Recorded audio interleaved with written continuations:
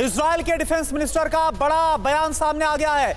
Hamas ने युद्ध छेड़ दिया है, ये रक्षा मंत्री ने साफ बयान दिया है, साफ साफ लफ्जों में। और इस बीच एक और बड़ी खबर, इजरायली लोगों को बंधक बनाने का वीडियो भी आपको हम दिखाते हैं जो सामने है। ये देखिए किस तरह से इजरायली लोगों जो ये हमास के आतंकी हैं वो इजरायली इलाके में घुस गए, किस तरह से मिनी ट्रक में गाड़ियों में बैठकर ये घुसे, तमाम इलाकों को अपने कब्जे में ले लिया। और मनीष इस वक्त हमारे साथ है। मनीष, जरा ये तस्वीरें देखिए, ये बेहद चिंताजनक है, परेशानी में डालने वाली। क्या बोलेंगे इन तस्वीरों पर? बिल्कुल, देखिए इजराइल में उस वक्त सुबह के 6:30 बजे थे जब ये ऑपरेशन शुरू हुआ, जब हमास की तरफ से हमला हुआ। और आप देखिए कोई ऐसा इलाका नहीं है इजराइल के बॉर्डर में और गाजा पट्टी के उस इलाके में जहां पर हमास के आतंकी नहीं घुसे। हमने जिन टैंक को दिखाया, आप सोचिए वो टैंक इजराइल की आर्मी के एक प्रेस्टिजियस टैंक होता था मरका 4 का, उसको उन्होंने जला दिया है। और इस वक्त इजराइल के जो बॉर्डर पोस्ट है वो हमास के कब्जे में है। हालांकि इजराइल की सेना ने अब ऑपरेशन शुरू कर दिया है, आयरन सोर्ड्स के नाम से इस ऑपरेशन को रखा गया है। और उसके स्वर्ड्स ऑफ स्टील ऑपरेशन नाम दिया गया है। सुमित, मैं चाहूंगी आप बताएं अब इजराइल क्या करेगा, क्या गाजा पट्टी को बर्बाद करेगा? देखिए, जब मैं आपसे बात कर रहा हूं तो आईडीएफ की ये ब्रीफिंग आ रही है और ये बताया जा रहा है कि देखिए अभी क्या किया जा रहा है, खासतौर पर मोबिलाइजेशन किया जा रहा है। एक और माफ कीजिए सुमित, मैं रोक रही हूं, जल्दी से ब्रेकिंग न्यूज बता दूं, उसके बाद आप कंटिन्यू करेगा। एक और बड़ी खबर, हमास के आतंकियों ने, हमास के लड़ाकों ने, बताया जा रहा है कि स्क्वायर यूनिट का जो है वो इजराइल पर हमला, हमास का जो स्क्वायर यूनिट है उसकी तरफ से इजराइल में हमला किया गया है।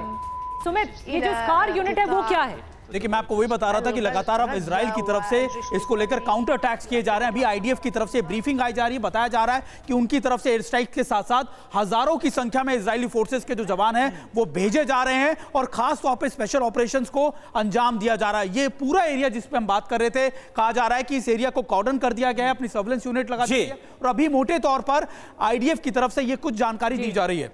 ठीक है। तो ये जो इन्फॉर्मेशन आ रही है सुमित, इस पर तुरंत एक रिएक्शन ले रहे हैं। सरदाना जी, आपसे जानना चाहूंगा, ये जो स्क्वायर यूनिट का जो हमला अब इन्फॉर्मेशन सामने आ रही है, ये क्यों अहम हो जाती है इस पूरे हालात के बीच में?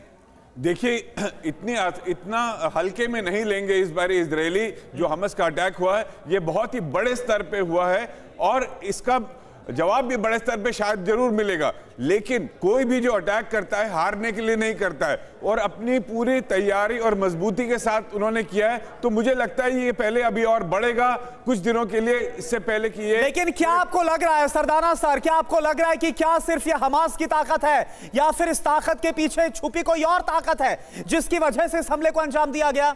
देखिए, ये लोग इतने समय से भरे तो पड़े थे कि इनको बिल्कुल इनक्लोज करके रखा हुआ है, इनके ऊपर इतनी सैंक्शंस लगी हुई हैं और कोई आने जाने सामान नहीं आ पा रहा, तो ये एक पनिशमेंट की तरह इनको लग रही थी। तो ऐसा जरूर है कि अब इनको सपोर्ट मिला है अरब वर्ल्ड से, तभी ये इतना घातक हमला वापस कर पाए। सपोर्ट किसका मिल सकता है और इतना बड़ा सपोर्ट कैसे कि फिलिस्तीन ने इतना बड़ा हमला किया? 5000 रॉकेट कम नहीं होते। संदीप त्रिपाठी जी, आप इस पर क्या कॉमेंट करेंगे? अब इजराइल क्या करेगा? देखिए, इजराइल का मैं आपको पहले ही बताया था कि इजराइल कहीं ना कहीं यदि आप टेक्नोलॉजी देखें उसका तो बहुत ही एडवांस टेक्नोलॉजी वाली कंट्री है और उसका अपने इतिहास है फिलिस्तीन से लड़ने का। तो बट इस बार जो हुआ तो जिस तरह से हम देख रहे हैं कि वो सडन अटैक था, उसको ऐसा कोई प्रिपरेशन नहीं थी कोई वो डिटरेंस को रोकने के लिए। तो ये कह सकते हैं कि मुझे लगता है कि 24 घंटों के बाद एक क्लियर तस्वीर आएगी कि इजराइल का क्या रिटेलिएशन होगा, रेजिस्टेंस होगा। लेकिन अभी जो सिचुएशन वो यही कह रही है कि हमास का जो आक्रामकता पूरी चरम पर है और इजराइल कैसे। तो हमास का सबसे बड़ा टारगेट क्या है, सेना या आम लोग? जी नहीं, हमास का टारगेट मुझे जो लगता है कि सिविलियंस को टारगेट कर रहे हैं, क्योंकि जब सिविलियंस टारगेट होंगे तो ऑब्वियसली ये इजराइल के अस्तित्व की अस्मिता पर चोट होगी। तो सेना ना होकर के सिविलियंस, और हम देख भी रहे हैं कि जिस प्रकार से लोगों को उठा रहे हैं, तो एक तरह से प्रोवोकेशन है ये। लेकिन अनुराग जी, ये जो बात आपने संदीप जी कही है, क्योंकि ये जो अब अपनी अस्मिता का और अस्तित्व का सवाल है,